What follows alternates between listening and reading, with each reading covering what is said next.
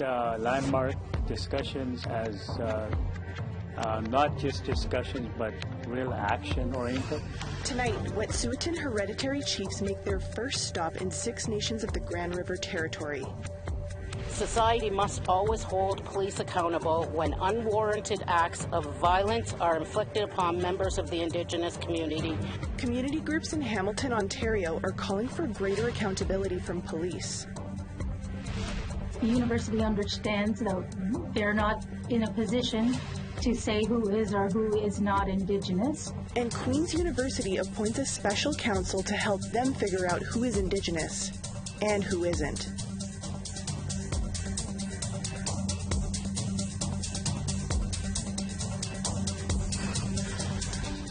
Good evening and welcome to APTN National News. I'm Savannah Kelly. Wet'suwet'en Hereditary Chiefs were welcomed onto the Mohawk territory of 6 nations on Tuesday. It marks the first stop of what the Wet'suwet'en are calling the Strengthening Our Sovereignty Tour. Here's Annette Francis with more on what that tour is all about. Tuesday's meeting between Wet'suwet'en Hereditary and 6 Nations Confederacy chiefs kicks off an 18-day cross-Canada tour for the delegation from British Columbia. Following an afternoon of discussions, they spoke to media. Hereditary Chief Was said their issues are similar to 6 Nations and described the talks as being significant. We view these landmark discussions as not just discussions but real action oriented, real logical starting points that will be sequential towards something that's going to be working for all of us. Some Wet'suwet'en Hereditary Chiefs have been fighting against the construction of the Coastal GasLink pipeline since 2019. It will pass through the traditional territory of the Wet'suwet'en when completed. First Nations across Canada, including Tyendinaga and 6 Nations, rose up in solidarity with rail and road blockades back in early 2020. Confederacy Council Secretary Leroy Hill said 6 Nations share similar issues of development and encroachment. I would hope that the Canadians would stand in the way of that with us when it's not sensible. That's all. We're not entirely against construction and development. A lot of our people are engaged in construction, and it's not that. That's what they'll tell you. It's not that. We want responsible decisions made, and we need to be at that table for that to happen. According to Chief Was, the tour is about peace and unity, connecting with communities and gaining support of Canadians. We're going to be looking at the caravan to stop right at our territory. And by that time, we are planning to reiterate what we've been saying all along. And that was, we were looking at peaceful resolution. The tour will wrap up in mid-August after stops in Quebec, Winnipeg, and Vancouver. Annette Francis, APTN National News, 6 Nations. According to a new report by the federal government, organized crime is gaining a strong foothold in Yukon. Several crime networks are now operating in the territory. And as Sarah Connors tells us, it's generating millions for the gangs, but costing the territory much more. There are at least 5 organized criminal networks running Yukon's illicit drug markets, and it's costing the territory over $100 million. Those are just some of the findings from a new report by the Criminal Intelligence Service of British Columbia and Yukon. Organized Crime in Yukon, an examination of criminal networks and the associated impact, looks at the scope of criminal activity in the territory and the associated effects of organized crime. The report does not identify the networks by name or affiliation, but it found more than 250 people operate Yukon's crime networks. In 2021, those networks profited $12.5 million from trafficking crack cocaine, powder cocaine, and opioids. An estimated $1.5 million of those criminal proceeds were put towards other criminal activity in 2021, such as violence, weapons trafficking, and money laundering. The report also found organized crime networks cost Yukon $113 million in 2021. That number is likely to rise to 127 million by the end of 2023. Chief Superintendent Scott Shepard, commanding officer of the Yukon RCMP, said in a statement to APTN his division is concerned about the findings of the report and they'll continue to align resources to reduce criminal activity. Sarah Connors, APTN National News, Whitehorse. Community groups in Hamilton, Ontario are calling for greater accountability from police after Constable Brian Wren was charged with assault for actions taken while arresting an Indigenous man this past May. Wren was charged after video of the arrest surfaced. A press conference was held in front of the Hamilton Police Headquarters on Tuesday. There, the Hamilton Regional Indian Center called for a number of changes, including equipping officers with body cams and the appointment of a police Indigenous liaison officer. The center's executive director, Audrey Davis, says law enforcement must be held to a higher standard. Although there has been progress in attempting to develop trust in relationships with law enforcement agencies, society must always hold police accountable when unwarranted acts of violence are inflicted upon members of the Indigenous community or any other community. We must hold both the individual police agent and the institution that employs the police officer accountable for this violence. Arlen Dumas, the Grand Chief of the Assembly of Manitoba Chiefs, announces that he intends to seek trauma-based treatment to heal from a lifetime of trauma and the events he's faced in recent months. Dumas was suspended from his role in March after being accused of sexual assault by another staff member. A second allegation followed. He's under investigation by police, but it has not yet been proven. In a written statement, Dumas says he remains steadfast that the accusations are unfounded and requires time to seek treatment to become a healthier leader. He isn't available for comment. The AMC will have a vote on August 5th to determine whether Dumas will be permanently removed as Grand Chief. APTN News will be following the developments from that vote and giving the latest information on Dumas's fate. We need to step aside for a short break, but when we come back, a new report from Queen's University says that universities should rely on Indigenous communities to determine who is Indigenous and who is not. We have known for quite a while that the unofficial practice of self-verification was inadequate.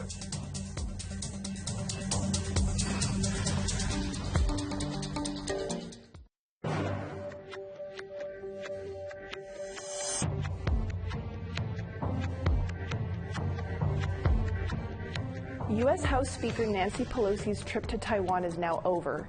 The visit angered China, which continues to claim the nation, even though they have a democratically elected president. The U.S. House Speaker has departed Taipei for the next stop on her Asian tour, South Korea. Before leaving, Pelosi met with Taiwanese leaders, openly defying warnings from China. Now Beijing has announced military exercises around the islands, parts of which will enter Taiwanese waters. Taiwan has decried the planned actions. Did you know that there are 16 recognized Indigenous tribes in Taiwan? Much like here, they've had to struggle against colonialism. Young Parad is the head of the Taiwanese government's Ministry for Indigenous Affairs. He was in Ottawa recently and spoke with APTN's Nation to Nation host Brett Forrester. Here's that interview. Thanks, Winnipeg. Minister Young Parad is here with me in our Ottawa studio. Hello and welcome. Hi all. So for those who may not necessarily know a lot about this topic, can you tell me a little bit about the Indigenous peoples living in Taiwan? Currently, we have 16 Indigenous peoples in Taiwan, and that takes up to 580,000 people in population, taking up about 2.4% of our total population. Okay, and can you give me a little bit of a better sense of the social and economic conditions in which Indigenous people live in Taiwan?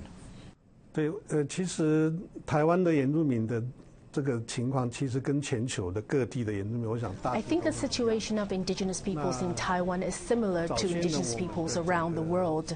In the early days, when we think about income, the income of Indigenous peoples is roughly about 60% of the general income of the population, and it had a very high unemployment rate. I think about 15 years ago, it went as high as 8%.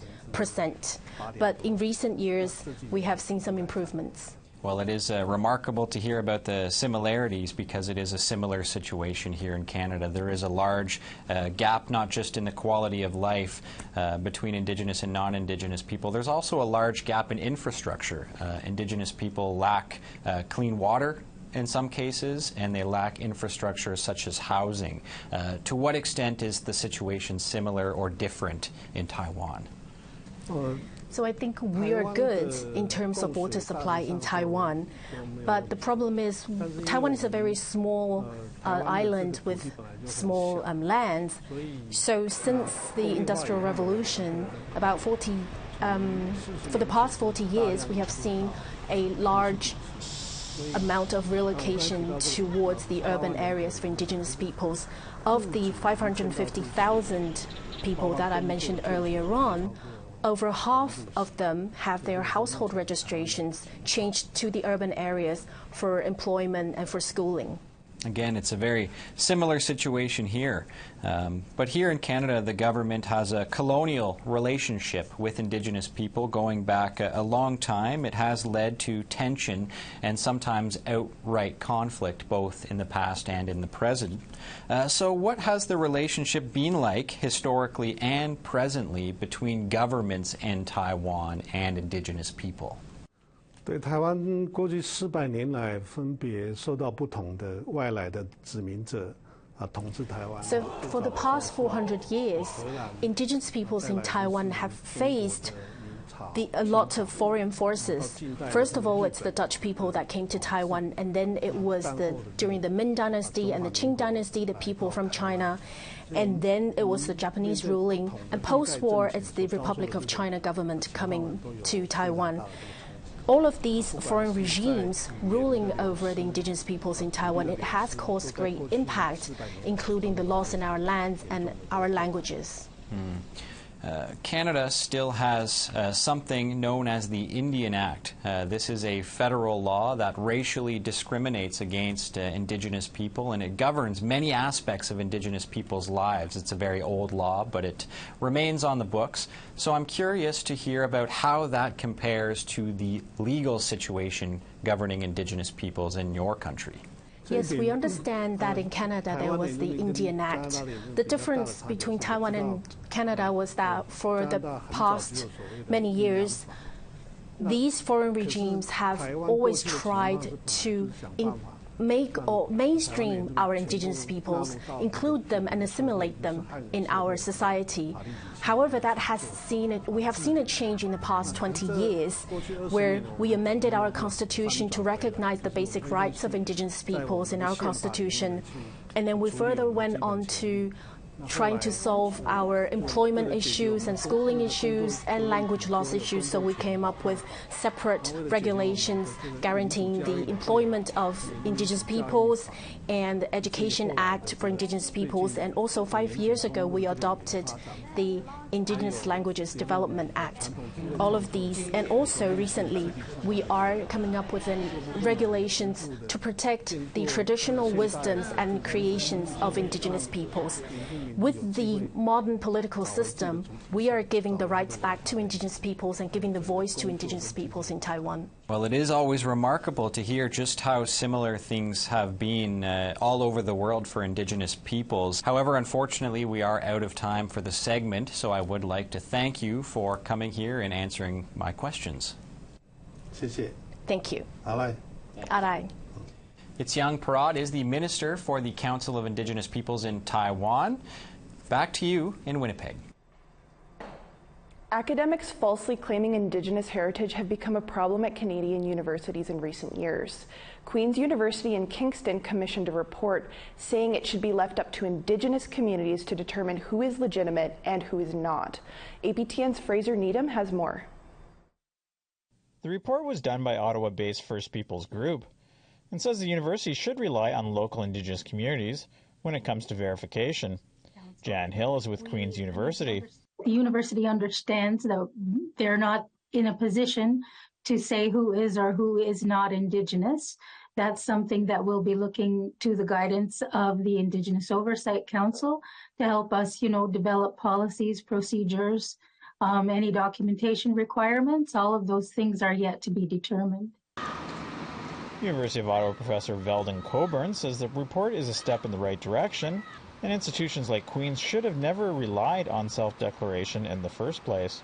In the academy here at the universities, nothing's really taken on our word. We have to prove ourselves at every turn, especially our credentials and in our academic rigor. So, yeah, it seemed to be a practice that had gone a little bit wayward over the last decade or so. Peter Stoichkov, president of the University of Saskatchewan, says his institution is also in the process of putting its own Indigenous verification policy in place. The move came after Professor Carrie Barassa resigned when questions surfaced about her indigeneity. We have known for quite a while that the unofficial practice of self-verification was inadequate and frankly disrespectful to Indigenous peoples as well. So we embarked on this process of developing a policy that went far beyond self-identification or self-verification. Coburn is Algonquin himself and says it will take time for universities like Queen's to rebuild trust with Indigenous academics. I mean, there's a little bit of broken trust there. Not a great deal of confidence moving forward. It's something that we're going to have to see action on rather than just words in a report. Hill agrees there is work to be done. Well, we've been talking with our elders here on campus, and I think it's not only the academics, but I think there's been a lot of hurt in the whole Indigenous community within not only the university, but even the surrounding area. So we have discussed the need for healing work to take place. Both institutions were silent on how a new verification process will affect existing academics. Fraser Needham, APTN National News, Ottawa. We need to take one more short break. Coming up, a new mural at the Canadian Human Rights Museum tells the story of the Métis residential school survivors. We were taken down by the SMP in the wintertime. They're taking kids right from the mother's arms. I witnessed it. I was one of them.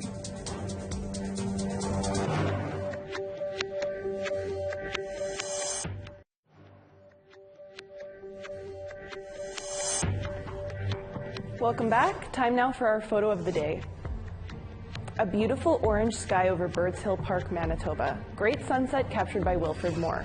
Send your photos to share@aptn.ca for the chance to be our next photo of the day. Now let's take a look at tomorrow's weather forecast. Starting on the East Coast, we've got 28 degrees and sunshine in Charlottetown, rain, 27 degrees in St. John's, Kuujjuaq, 15 degrees and rain, Le Grand River, 16 degrees and sunshine, Chibougamau, rainy, 19 degrees, Sept Îles, 18 degrees and rain there as well.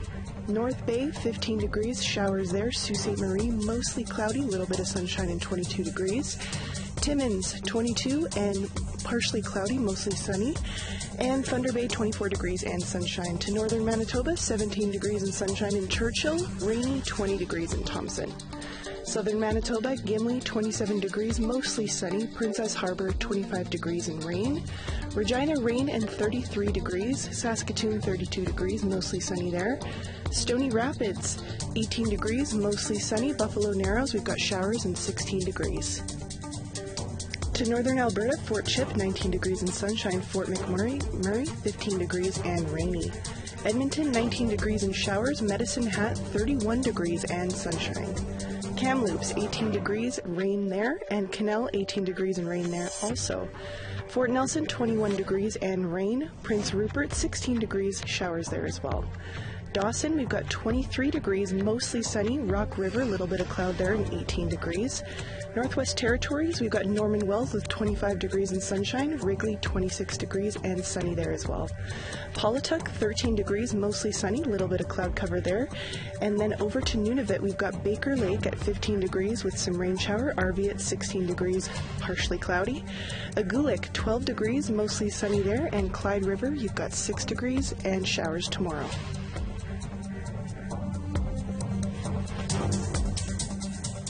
Members of the Métis Nation of Alberta say when it comes to stories of residential schools, the Métis are often left out of the conversation. A mural that tells those stories is now available at the Canadian Museum for Human Rights. Tamara Pimentel has that story.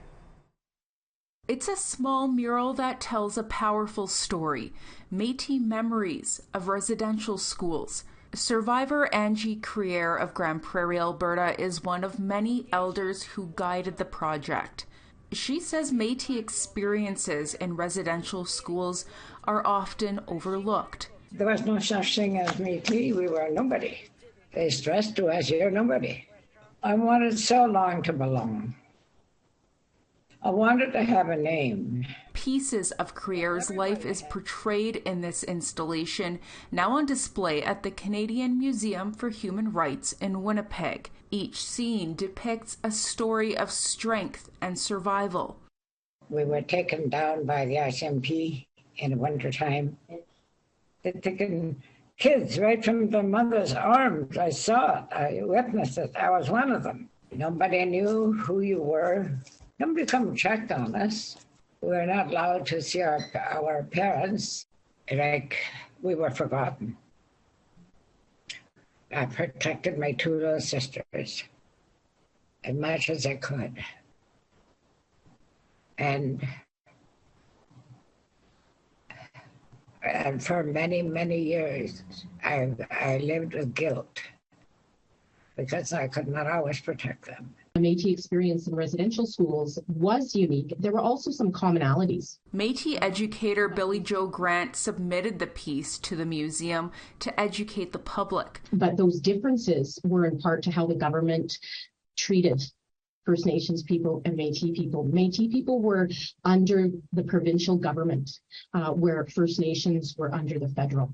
So that is a big piece, and that's what led to a lot of these differences and the diversity in our experiences. They did not break us. During the Métis delegates' visit to Rome, Crier gifted Pope Francis a book of Métis stories and attended his visit in Alberta, a step toward healing from the trauma. He was looking right at me, and you could hear pain on his face, and you could hear drops. And he looked square at me. Having our Pope come over here and bless you, it's ultimate honor. It's taken me already 45 years to go back to my own living, the way we were taught with our parents, to find our way, our right way of life. The mural will be on display at the museum until mid-January 2023. Tamara Pimentel, APTN National News, Winnipeg. Beautiful mural there. Well, that's all the time we have for your midweek edition of APTN National News. For news anytime, go to our website at aptnnews.ca. I'm Savannah Kelly. Thank you for joining us. Have a great night.